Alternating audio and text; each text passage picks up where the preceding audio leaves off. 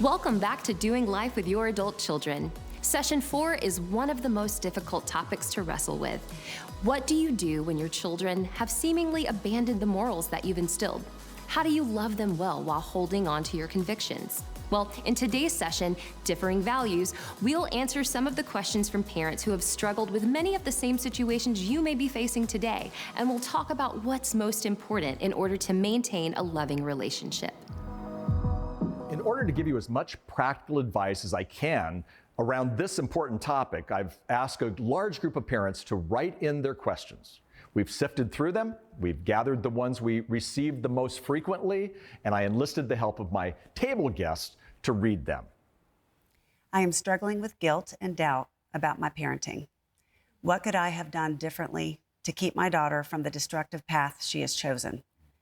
What part of this is my responsibility, and how can I change things? Well, you know, the truth is there's no perfect parent. But your child's decisions aren't your own. And that's important for us to hear. And yet we're going to own it. But it's so important for us to understand that they are making that choice. Really good parents have kids who make oftentimes poor choices, okay? Too many parents live in what I call silent shame. We don't want to tell anybody what's really going on. In fact, that's just the opposite of what we should be doing, but we live in silent shame. You know, the what ifs paralyze our souls and wreak havoc with our confidence as parents. And it's a great question that actually sets up a principle perfectly. And here's the principle. You can't want it more than they want it. Oh, way too many parents want it more than the kids want it. And when that takes place, the kids aren't going to make the changes that they need to make. So even though your heart may be breaking, don't give up. Miracles happen every day. And I've seen this over and over again with people who don't give up. And they often do figure it out. They'll have some bumps and they'll have some bruises along the way. But you know what? With some bumps and bruises, we all have them. We've all had them. We're going to make it. And I think they're going to make it too. But we just can't put it all on ourselves. My son is dealing with addiction that I see affecting every area of his life. I'm trying to connect with him, but he doesn't want to let me in. He says he needs to find his own way, but he is making choices that are literally breaking him. What can I do that won't push him further away? No, that's hard. It's a great question. It's a hard question too. It's a heartbreaking question. Yeah. Addiction is complicated. One of the things I always try to communicate is the importance of not breaking the relationship. So most likely, this person's son is eventually going to feel the effects of their choices.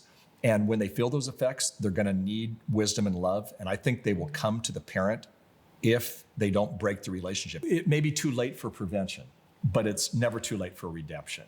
And I think we have to keep that in our mind with all of our kids and all the things, but especially when you're talking about something like an addiction. You know, I love the story of the prodigal son, or I would call it the loving father. It's actually in the Bible. Jesus told the story. And it's a story of a young man who took his father's inheritance and left home and wasted the money and wasted it on partying and all these kind of negative type things, and finds himself in a pig pen, Jewish, in a pig pen feeding the pigs. And even that food looked good, it says. And then one day he kind of wakes up and goes, wow, I could at least come home and be a servant to my father, and they at least get fed better. And at this point, he comes home. And the father, it's a great story, and I'm not going to go through the whole thing, but it's a great story. The father welcomes him. And they throw a party. The interesting side to it is I hope that father also didn't give him back his inheritance and all the things, because the kid had made choices. Right. So I want to give you some steps for what you do with your adult child when they make some regrettable choices. First of all, offer them tough love. I mentioned that word before. Tough love, don't confuse tough love with meanness. Don't confuse tough love with anger. I love you. I don't agree with your decisions. I don't want you to have to live with these consequences, but there are some consequences for your choices. And I'm going to love you through this, but there are consequences. So tough love says, let them live out the consequences. Secondly is don't bail them out. As parents, it's natural. We want to do this. We want to bail out our kids every time. Don't bail them out. Sometimes when we want to bail them out, that's our natural, and that's a mother's tendency like crazy. But again, we don't bail them out. We can't be a one-topic parent. So the son has an addiction. I'm really sorry about that. Yet that can't be the only thing we do. That son still needs to be a part of life. If the son likes to play baseball or watch baseball, you take him to a ball game. That doesn't mean that you're not frustrated like crazy that he's addicted to whatever he's addicted to. And one thing I say to parents all the time is don't dump your anger and your frustration on your kids. You got to find another place to do it because you do have anger and you do have frustration. Please hear that. Don't say, I'm not trying to make this Pollyanna positive, let's never deal with it. But don't dump it on your kids. And then also make sure that you find support for yourself.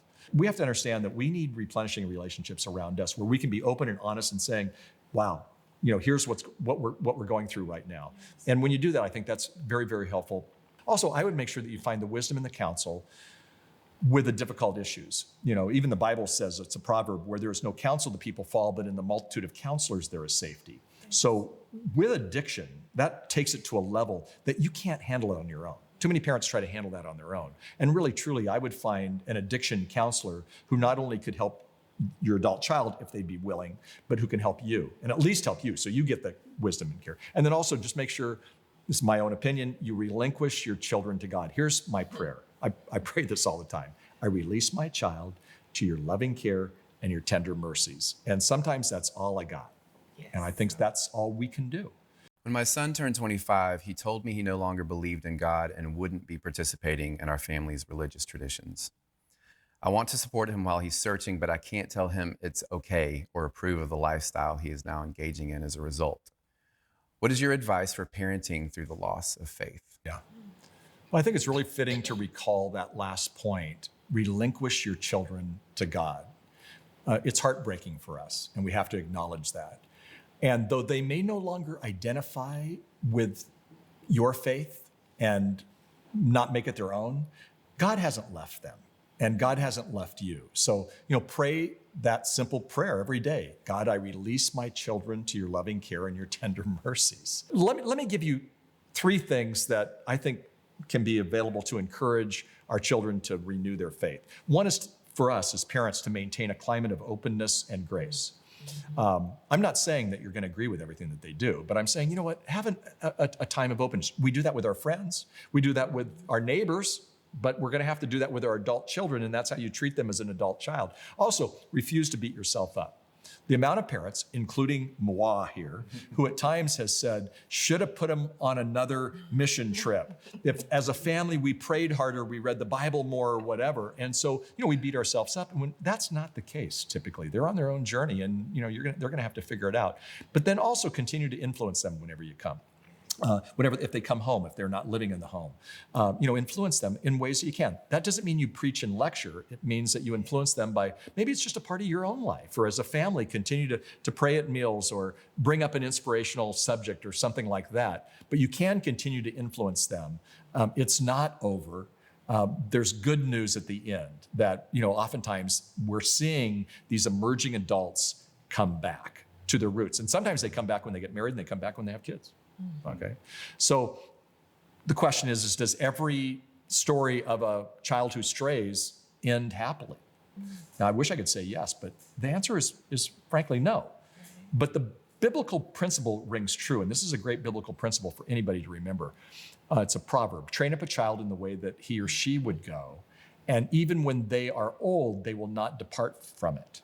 That's a great thing for us to be reminded of, especially when they're in that process of straying. Somewhere in there are some foundational truths for that 25, 26-year-old. There's some foundational truths that are still in their mind.